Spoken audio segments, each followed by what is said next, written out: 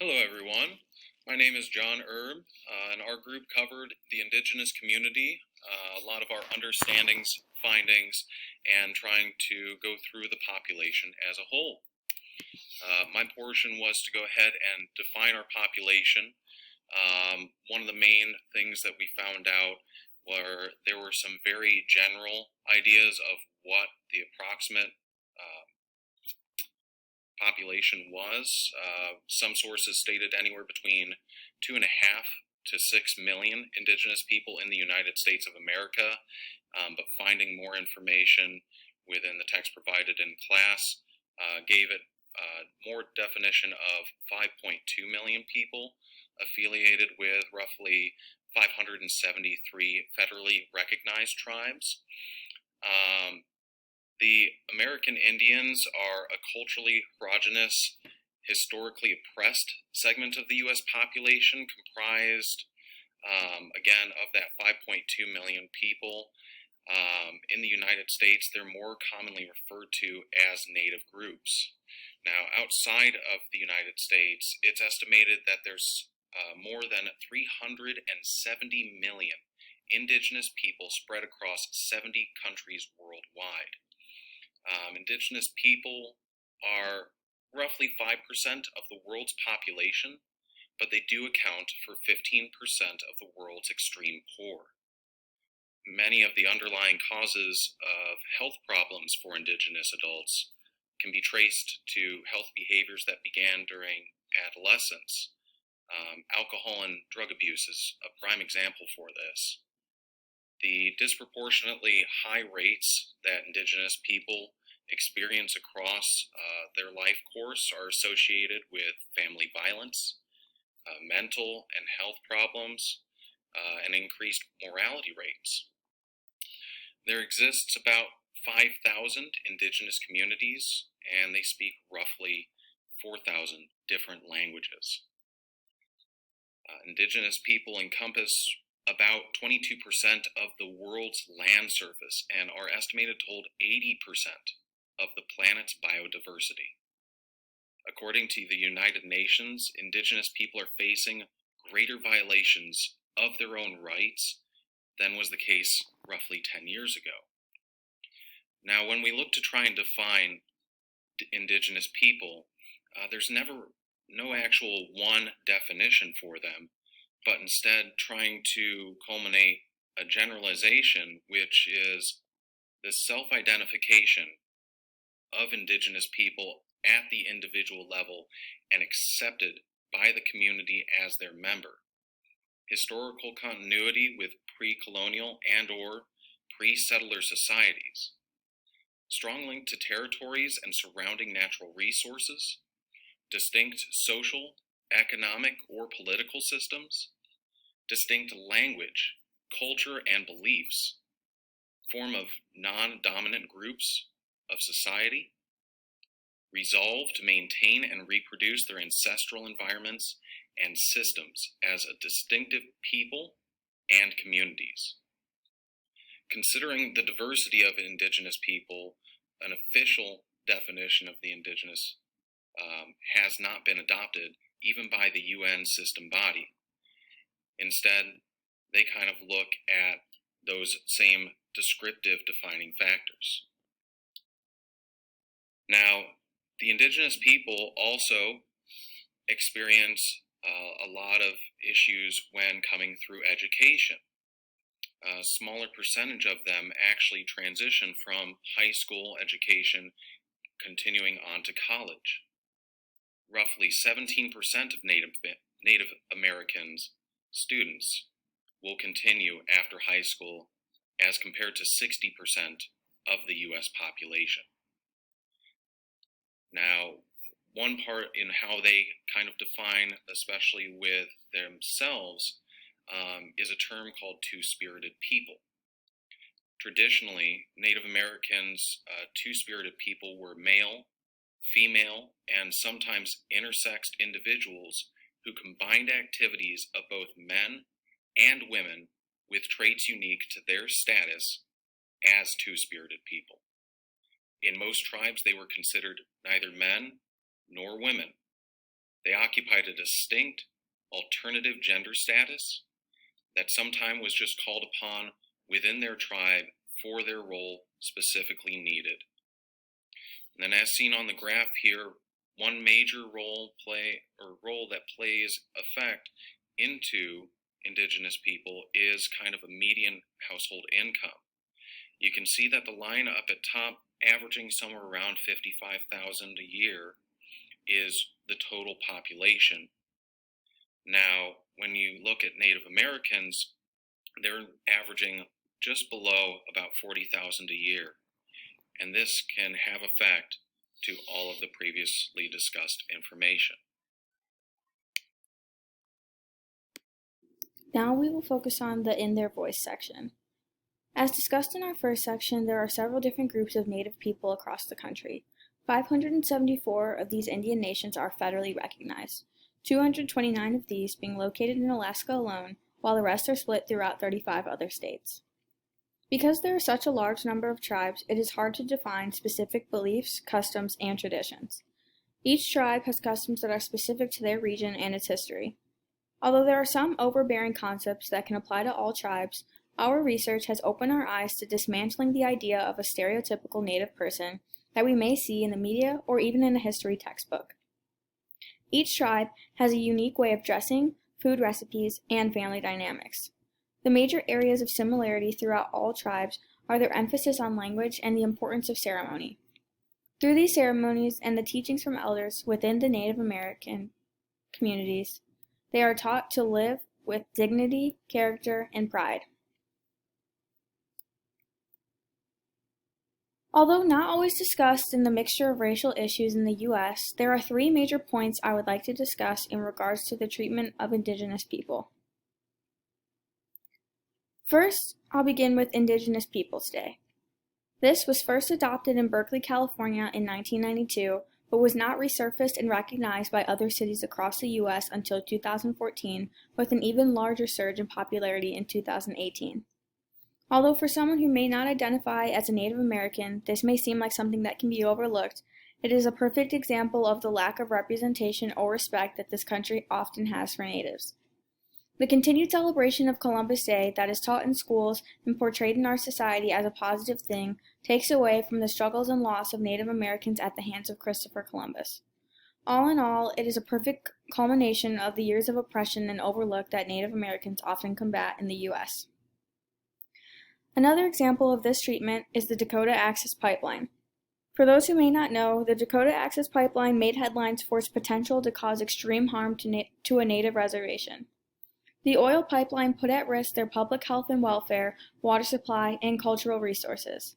The lack of empathy from government and the company advocating for this pipeline to be built so close to sacred Native land once again shows a lack of empathy and disregard for places of cultural significance to the Natives. Third is a Harvard study that was a poll with answers submitted by those who identify as Native American. This report revealed that more than a third of Native Americans and their family members have experienced slurs and violence, and close to a third have faced discrimination in the workplace and when interacting with the police. The poll also revealed that Native Americans who live in majority Native areas are significantly more likely to experience this kind of discrimination. This poll went on to also discuss how Natives felt because of this treatment and further explain the discrimination that they face in everyday life.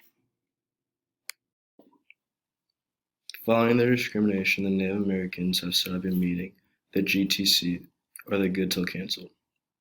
This is a meeting where the Natives come together and vote on issues within the reservation and where the money is laid out. The reservation also talks about issues on alcohol and drug use among adolescents in the reservation, elders in the reservations, and a percentage tax, what most adolescents, teens call it. So what is a percentage tax? Well, it's money given to a Native American adolescent that wants to go to college. Natives are fierce on the problems with the percentage tax and how the U.S. government does not see all the Native Americans as a family. The government doesn't take into account for how indigenous you could be, whether it's 50% or 80%. The government only places people who are 25% Native American or more and a group where they give money to. Some names don't agree with this, with the money being placed out. But some names don't get this money because they could be under that 25% of Indigenous people. This causes a fall in Indigenous students getting into college and staying in college. This frustrates many because there are so few full natives and the government only takes into account the more that are 25% or more. From my findings talking with my friend Mason Palace, who is 25% Anidoa tribe, he says that there has been a split on the reservation with some of the people who are 25% or less. They feel like they are not a part of the tribe anymore, and we know now that family is the number one important area in their lives. Hi everyone, I'm Andrew Stickling, and I'm going to be going over Section 3, Issues of Practice. In this section, we are going to be going over strengths of the Native Americans and some of the more interesting facts about this population that we found interesting. A common historical trend that the Native Americans have shown is resilience. The Native Americans have shown this all throughout history as dealing with the European settlers, even maintaining their lives and culture after 10 large-scale conflicts from either the United Kingdom, such as the French and Indian War, and with the United States, such as battles at Wounded Knee. So it begs the question of how do they remain so resilient? In a report done by Charlotte Goodluck and Angela Willetto, Seeing the Protective Rainbow, How Families Survive and Thrive in the American Indian and Alaska Native Community, the Native Americans use what Goodluck and Willetto say a protective rainbow of resilience. The rainbow has 7 layers to it. The report from Goodluck and Willetto say traditional belief systems often rely on elements from nature and the environment to illustrate their connections to the earth, animals, humans, unseen realities, and other beings. In this context, the rainbow shows that the cycle of life continues and demonstrates that the stories of the Indian people are part of an unending pattern of earth, sky, and air. So the 7 layers of that rainbow are ethos, spirituality, language, extended family, responses from culture, sense of humor, and moving forward to the 7th generation. While all 7 are incredible strengths for any one culture, the 3 we are focusing on for this presentation are language, family focus, and forward thinking. For the Indigenous, they still teach the tribal language to all children. As Goodluck and Willetto say, language is seen as critical for passing culture, values, and beliefs to children by parents and elders. An understanding of traditional tribal language is important to convey the meaning of stories. In many of their stories, Native Americans talked about the loss of language, including stories of how grandparents were forced to speak English in boarding schools, stripping them of their tribal language. So what does this mean? That the children learn the language to help hold on to the identity. This is important because language is power. As common knowledge that the Native Americans were subjected to genocide of colonial powers, this is how the traditions, customs, and knowledge are passed through generations. Keeping a language is always part of the intersectionality of identification. Number 2, we're going to be focusing on family focus. A focus group participant says, the extended family is the nexus for resilience to express itself. The family, clan relationships, extended family, and other relatives play an important role in how they coped with adverse circumstances. This extended family plays a vital role with everyone coming together in times of stress and crisis to support family members. So, to Native Americans, everyone is in the family. Even if it's not what would be considered the traditional parent-child relationship, the elders look out for everyone in the tribe, and everyone can correct each other's children. So when something happens to one person, that means that the entire family is affected. It's not just what's under the roof. Everyone who lives in the community is the family, leading for them to take care of each other. This is a strength because it shows that unity amongst everyone and keeps everyone grounded within their tribe. So for number 3, the last and arguably most important is the forward-thinking aspect. The report says resiliency is part of a family's ability to move into the future and take a problem and cope with it in their own special way. ultimately moving to resolution or acceptance. Future thinking is also part of a resilient person. So, where this is coming from is the Great Law of the Iroquois goes back to roughly 1142, where the five main tribes, the Mohawks, the Onaga, the Cayuga, the Oneida, and the Seneca, the sixth tribe being Tuscarora, joining in 1722, came together and made a Confederacy pact. So, the most important piece was the seven-generation rule, which states, Great Law of Iroquois, which in practice means that Native Americans must consider the impact of their decisions on the next 7 generations. So, while we are all just now arguing about climate change, the Native Americans were already thinking about it over 800 years ago. So, some of the interesting and fun facts we discovered was the medicine wheel, as you can see here. The medicine wheel is something that the indigenous Native Americans use as a representation of everything in life. The interconnectivity of the physical self, the spiritual self, and the environment that the person is in. This is also why dances done by Native Americans are done in circles to represent all of this. And then some of the things are, the white portion of it means things like north, air, and winter. Yellow is east, fire, and the sun. Red is south, moon, water, and birth. And then black is the west and means for such things as humanity, sage, and death. So it is also believed that the indigenous Native Americans were the first to play hockey, or the first accounts of the sport known as hockey was first played by the Mohawk tribe, so not the Chicago Blackhawks. It was discovered in Jesuit priests' journals about the Mohawks playing shinny with a stick and a piece of frozen ice embedded with mud and stones. It was also noted in those journals about how when they were hit with the pucks that they would yell ouch a lot. Indigenous people are also credited with the inventions of things of the canoe, kayak, darts, and even lacrosse during the warmer seasons. And then the Meskwaki Nation, the Sac, and the Fox tribe of the Mississippi and Iowa are the only federally recognized tribe in the state of Iowa. In conclusion, there are 2 tips that our group believes professionals in social work should be aware of in order to effectively work with the Indigenous community. Sarah Cowling from Portland State University said it best.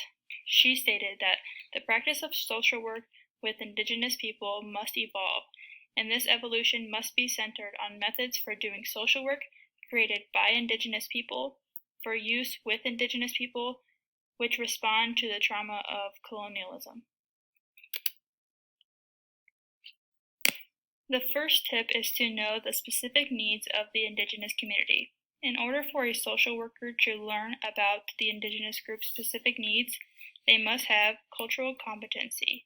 This requires the social worker to set their own experiences aside and learn about what would best suit the needs of their client based on their culture and experiences. Therefore, the methods in which social workers help the Indigenous community should be designed by them as well. The second tip is to advocate with the Indigenous community. It is important for social workers to advocate alongside the Indigenous community and for the Indigenous community when they are unable to. The best way to advocate is to use your time and your voice to create the change or difference that is necessary. This is not a process that should be done alone. Instead, it should be done alongside the Indigenous community. Our group has created a way to apply our findings to our future social work practice. We find it important that we meet people where they are in the context that they are in, because there are many tribes made up of a multitude of identities. Therefore, what may work for them or one tribe may not be applicable to another. This idea can be applied to other future social work practices by being aware of the uniqueness that makes up every individual, group, or community. A few additional questions questions that remain for our group after our research is, how are we able to best serve the Indigenous community when it is made up of many different groups or tribes? The other question that still remains is, what is the best way to get others to recognize Indigenous communities?